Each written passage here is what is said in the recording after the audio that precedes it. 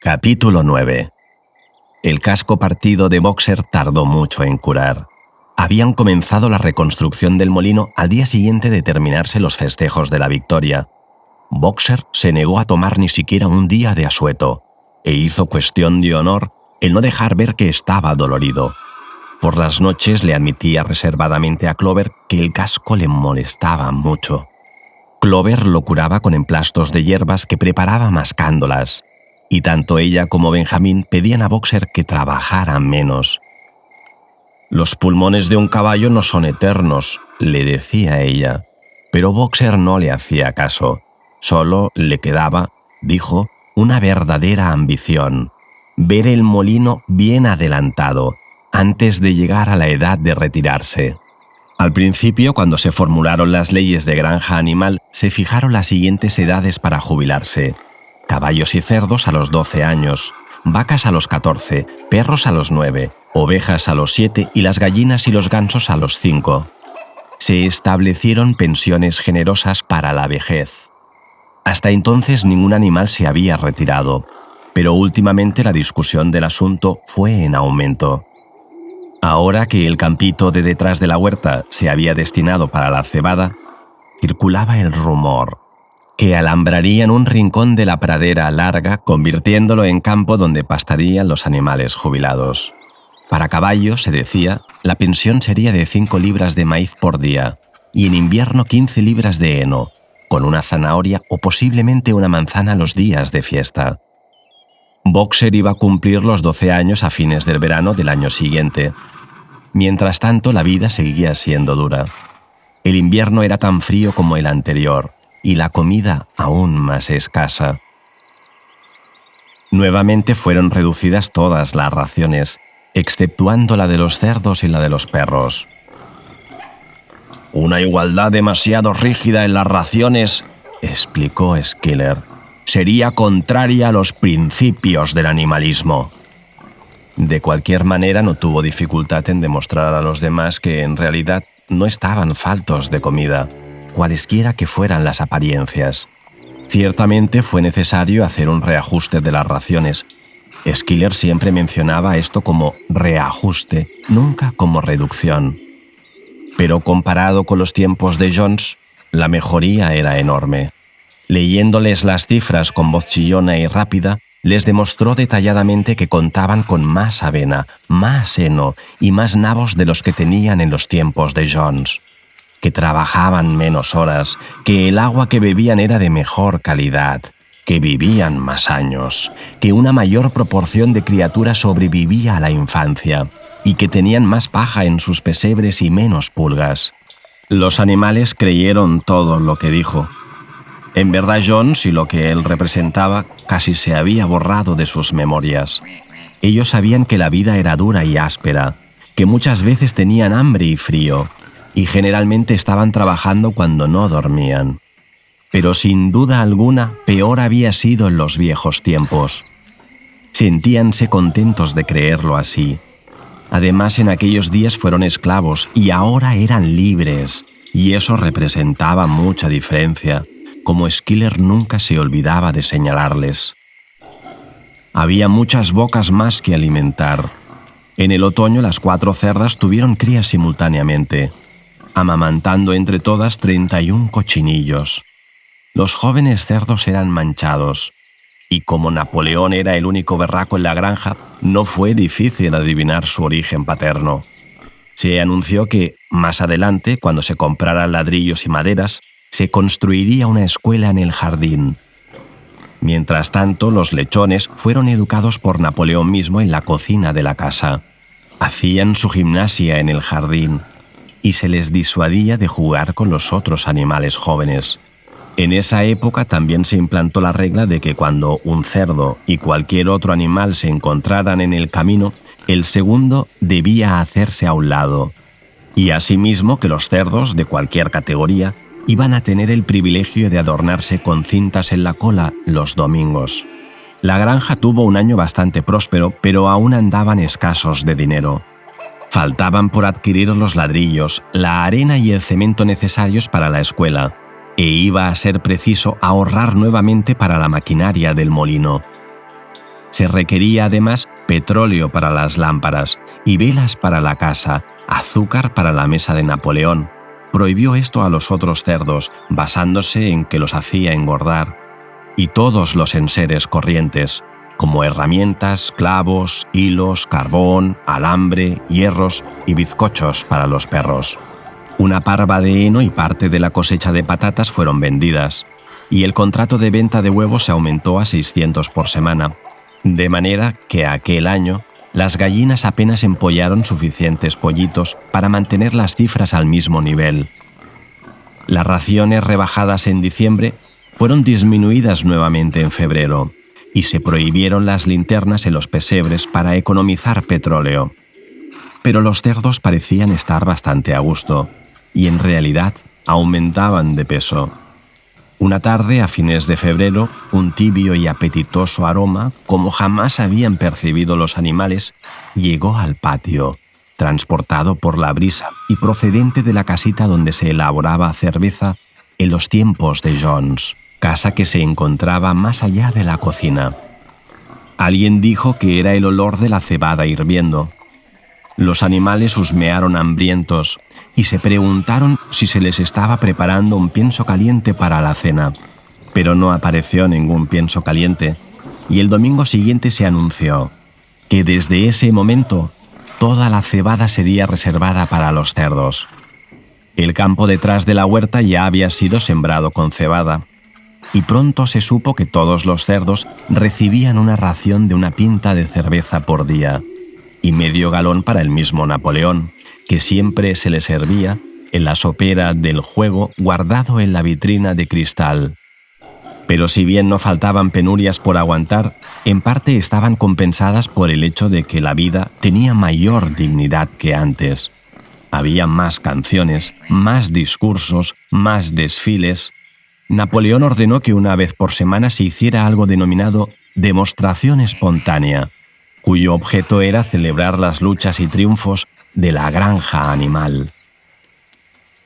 A la hora indicada, los animales abandonaban sus tareas y desfilaban por los límites de la granja en formación militar, con los cerdos a la cabeza, luego los caballos, las vacas, las ovejas y después las aves. Los perros marchaban a los lados, y a la cabeza de todos el gallo negro de Napoleón. Boxer y Clover llevaban siempre una bandera verde, marcada con el asta y la pezuña, y el lema «¡Viva el camarada Napoleón!». Luego venían recitales de poemas compuestos en honor de Napoleón, y un discurso de Schiller dando detalles de los últimos aumentos en la producción de alimentos, y en algunas ocasiones se disparaba un tiro de escopeta.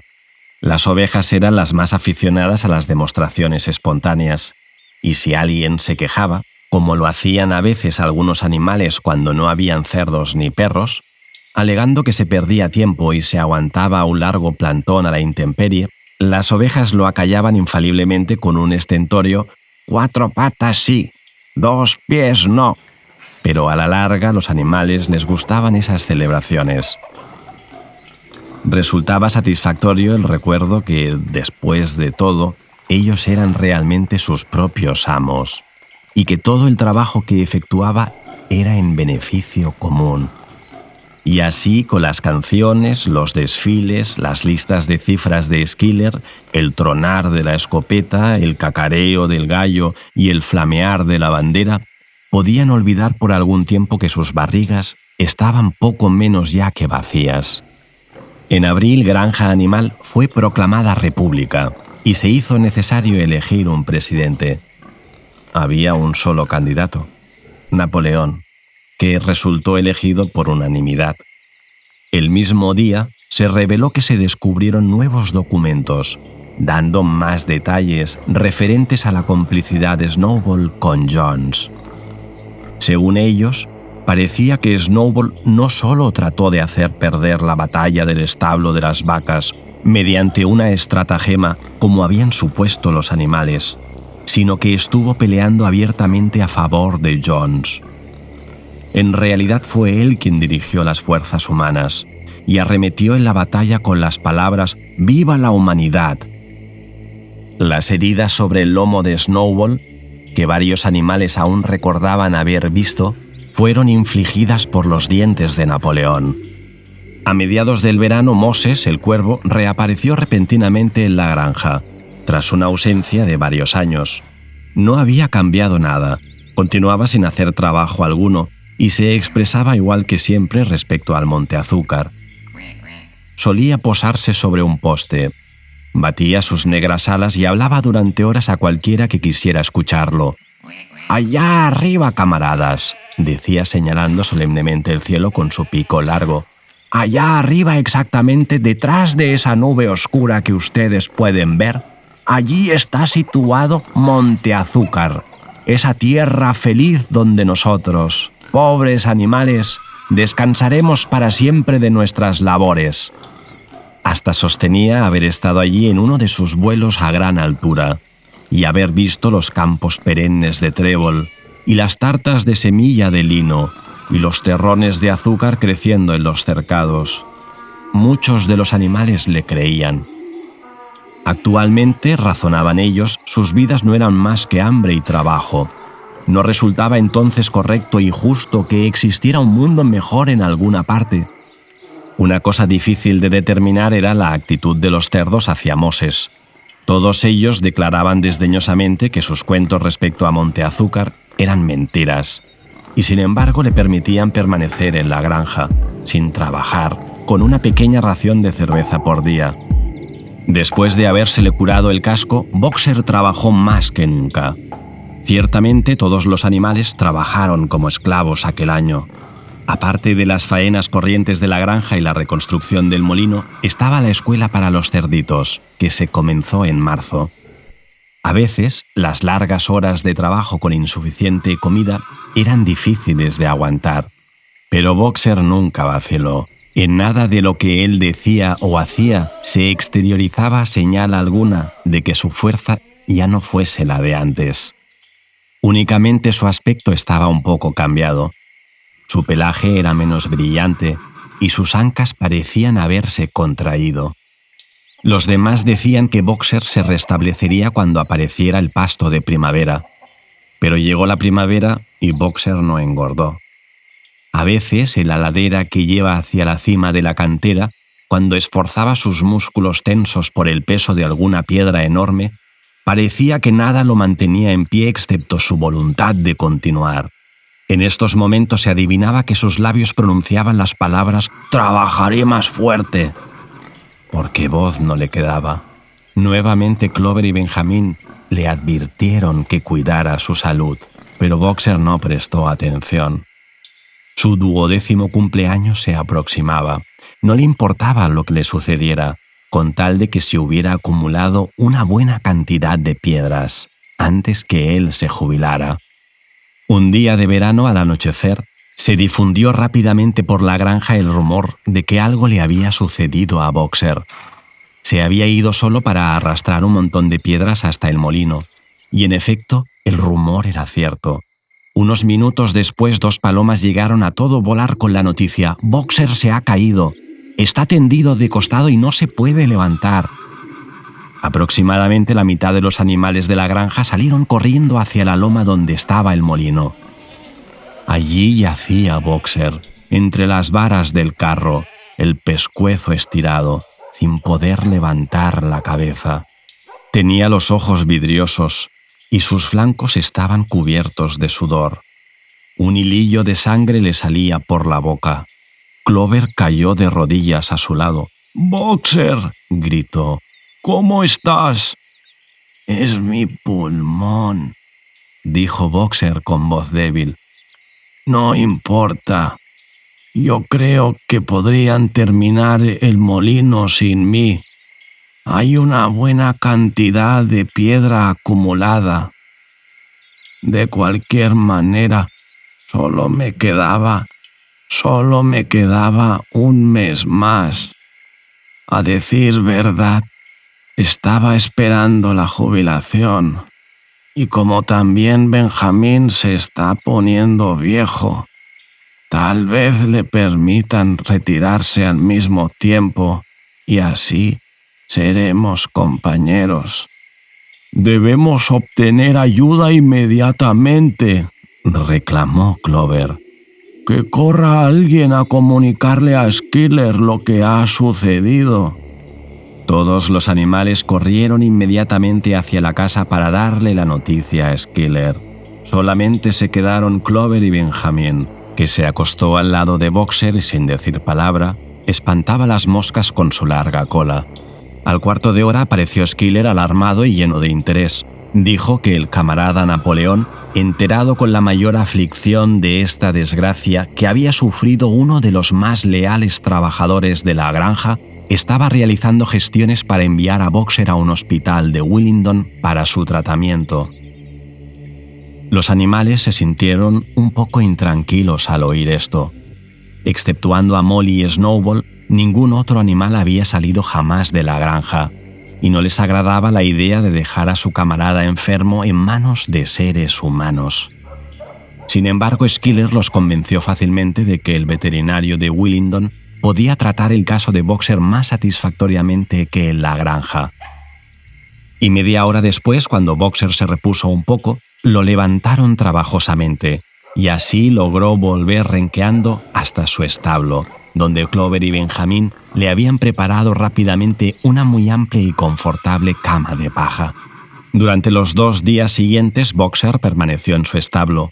Los cerdos habían enviado una botella grande del medicamento rosado que encontraron en el botiquín del cuarto de baño, y Clover se lo administraba a Boxer 2 veces al día después de las comidas. Por las tardes permanecía en la cuadra conversando con él, mientras Benjamín le espantaba las moscas. Boxer manifestó que no lamentaba lo que había pasado. Si se reponía, podría vivir unos 3 años más, y pensaba en los días apacibles que pasaría en el rincón de la pradera grande. Sería la primera vez que tendría tiempo libre para estudiar y perfeccionarse. Tenía intención, dijo, de dedicar el resto de su vida a aprender las 22 letras restantes del abecedario. Sin embargo, Benjamín y Clover solo podían estar con Boxer después de las horas de trabajo, y a mediodía llegó un carro para llevárselo. Los animales estaban trabajando bajo la supervisión de un cerdo, eliminando las malezas de los nabos, cuando fueron sorprendidos al ver a Benjamín venir a galope desde la casa, rebuznando con todas sus fuerzas. Nunca habían visto a Benjamín tan excitado. En verdad, era la primera vez que alguien lo veía galopar. «¡Pronto! ¡Pronto!», gritó. «¡Vengan enseguida! ¡Se están llevando a Boxer!». Y sin esperar órdenes del cerdo, los animales abandonaron el trabajo y corrieron hacia los edificios de la granja. Efectivamente, en el patio había un carro cercado, con letreros en los costados, tirado por 2 caballos y un hombre de aspecto hostil en el asiento del conductor. La cuadra de Boxer estaba vacía.